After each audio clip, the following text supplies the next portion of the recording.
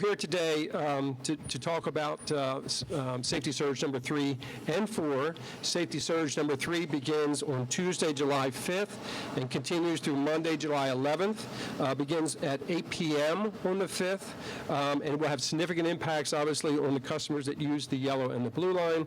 It will be a complete rail shutdown between here and National Airport. Following the Surge 3, immediately is another 7-day complete rail shutdown from National Airport to Pentagon City, and that will be from July 12th through the 18th. So for 2 weeks, basically what we're doing is we're calling on all blue and yellow line riders in this area to avoid the metro where possible, telecommute, bike, car share, slug, whatever you can do to reduce the strain on the system and to make your ride a little smoother. Basically, the Surges 3 and 4 are very similar to what we're going through right now in Surge 2 at Eastern Market. And if you've seen there, basically we had almost a 75% drop in passengers in that segment, which is basically what we needed, in effect, to move the system, keep the system moving, and to meet the customer's needs. So again, it's a 2-week proposition that we're doing, running from July 5th at 8 p.m. through July 18th. And please find alternative transportation alternatives if you can.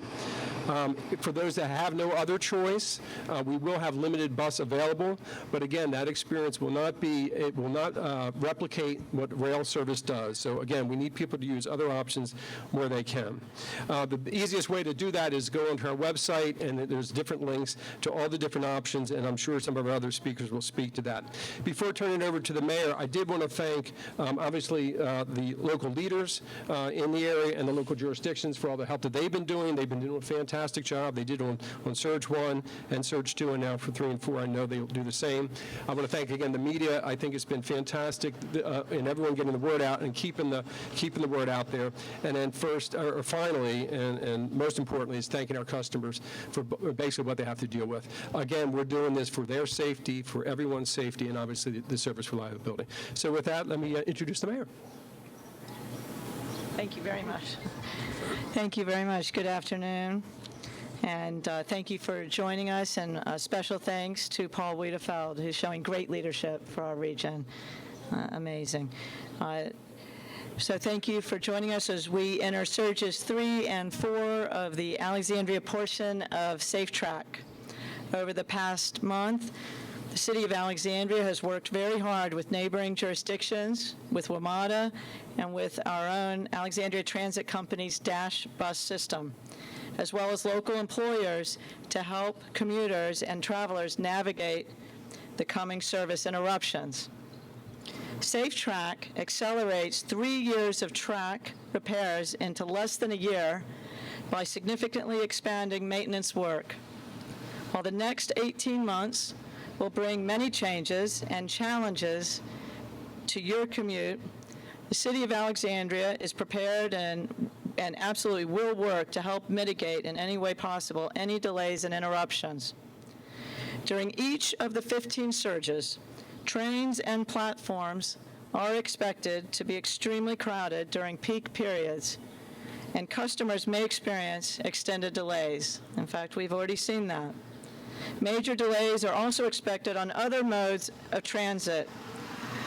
We urge all citizens to, quote, rethink your commute, unquote, and try alternate travel options as WMATA works to improve safety along the blue and yellow lines. Consider walking, biking, taking a bus, carpooling, or telecommuting, or taking the VRE. Most importantly, we urge you to stay informed and to plan ahead. Now, please join me in welcoming Arlington County Board Member Christian Dorsey as he makes a few remarks and who will provide other details regarding this Surges 3 and 4. Thank you very much.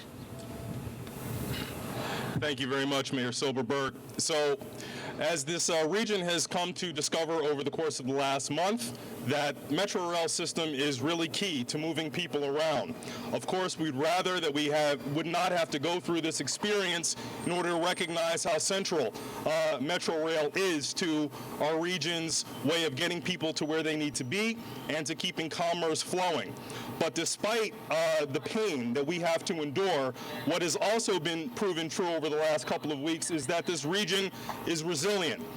Part of that, really the big part of that, are our residents and people who move around have proven to be very adept at finding alternatives, and that has been key, as Mr. Wiedefeld talked, to keep the system that is running functioning efficiently. But another part has been the region's commitment to finding mitigation strategies, like what Mayor Silberberg talked about. So I'd like to discuss a few that are available for Surges 3 and 4, which can help people who are navigating, dealing with the lack of access to the blue and yellow lines from Braddock Road to National Airport and then from National Airport to Pentagon City.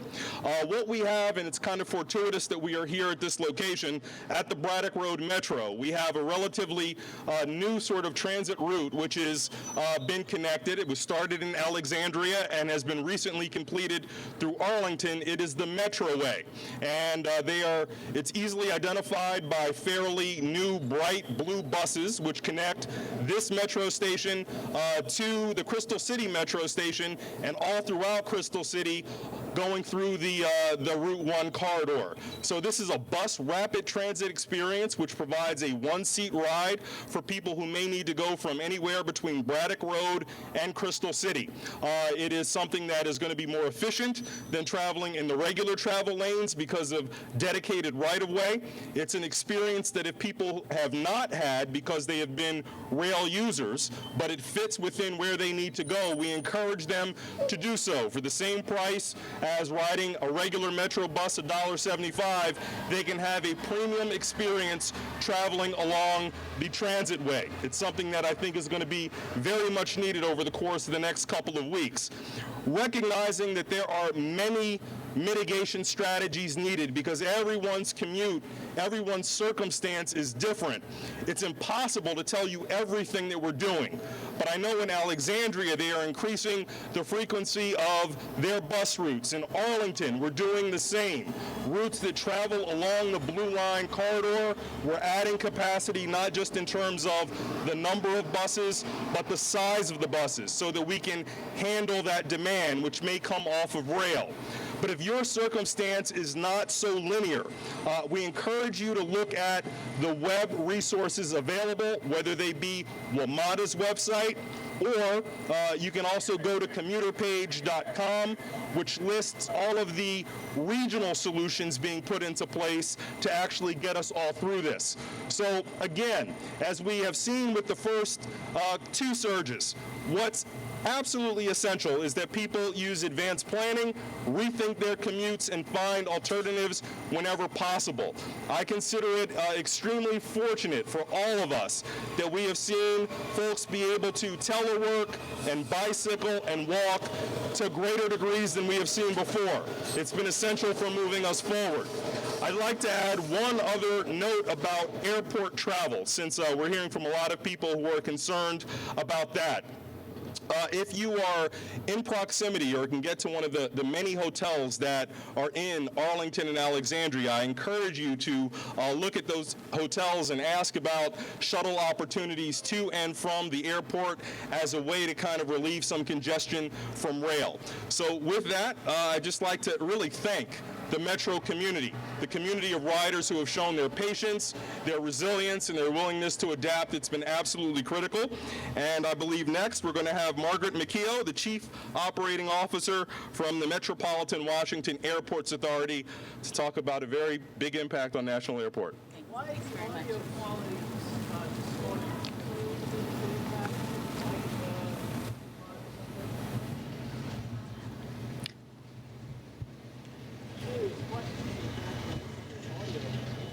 Is anyone having problems? Anyone else having problems? What's that?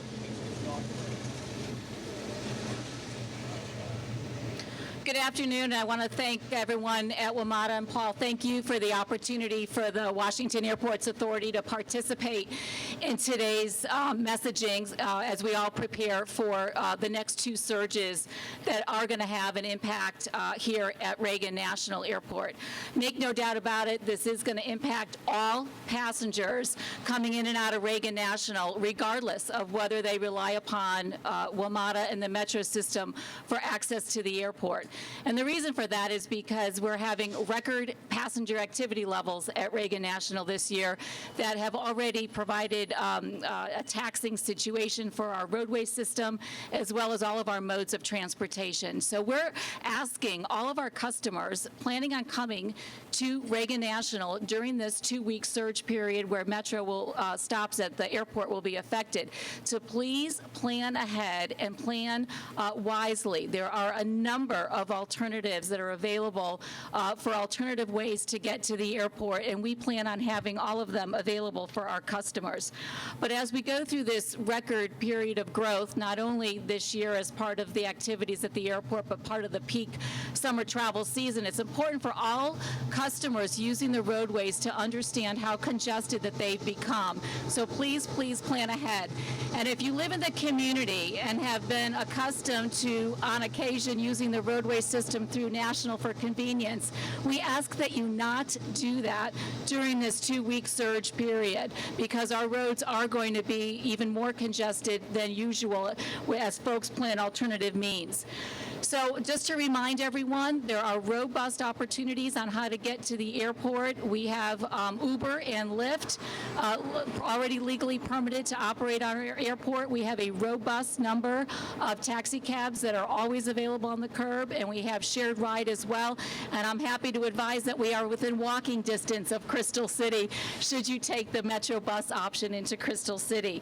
We also have parking available on the airport if our customers choose to use the alternative of driving and parking themselves, but we highly, highly recommend that you use our reservation system that is on our website if you plan to park at the airport during this 2-week period of time. And you can access that parking reservation system at flyreagan.com. During the 2-week surge, we will have extra resources out in the terminal helping to direct passengers. Airlines will be making announcements to incoming flights into the airport so that folks visiting this region are familiar with the 2-week surge and know that they need to plan accordingly and can't necessarily rely on Metro for these 2 weeks. We'll stay in close touch with our partners at WMATA and make adjustments and further resources to make sure all folks coming in and out of the airport can do that as conveniently as possible during the 2-week surge. And with that, I think I'm going to go ahead and turn it over to Yon from Alexandria to talk a little bit more about plans there. Thank you, Margaret. Good afternoon. As we've already heard, the next 2 weeks are going to be challenging for commuters in the Alexandria and Fairfax County areas, as well as Arlington County. I'm here to talk today a little bit about some of the things that we're doing in Alexandria to make sure that people can rethink their commutes over the next 2 weeks. Because in collaboration with WMATA, DASH, neighboring jurisdictions, and local employers, the city's developed a comprehensive plan that includes alternate transportation options during SafeTrack. And there's really 4 parts to this plan. The first is on our bus system.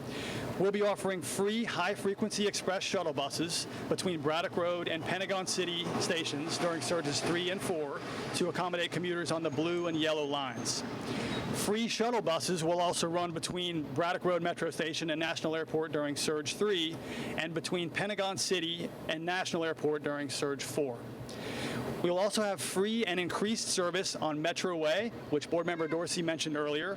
It'll run between Braddock Road and Pentagon City Metro stations during both Surges 3 and 4. In addition, the city's bus service, DASH, will run extra service on the AT3 and AT4 routes during both Surges 3 and 4, and that runs between Braddock Road and the Pentagon. Service will be extended to begin at 5 a.m. Service will be added in the midday, and service hours will be extended into the evening. It will be running every 20 minutes on that line. And finally, Metrobus is planning to increase the frequency of service on its 11Y route, which runs from Mount Vernon to Potomac Park, and the 10A, which runs from Huntington Metro Rail Station to Pentagon Metro Rail Station, with normal fares during Surges 3 and 4. For people who bike, Alexandria is adding 4 new Capital Bike Share stations prior to Surge 3 and 4 for a total of 24 stations citywide. Additional bike share capacity is also being added here at Braddock Road Metro Station. And as we have been discussing since the beginning of SafeTrack, Capital Bike Share has added an option for users to buy a single trip for $2. During Surges 3 and 4, the city and volunteers are also leading morning bike trains to guide groups of cyclists between Braddock Road and Pentagon City Metro stations.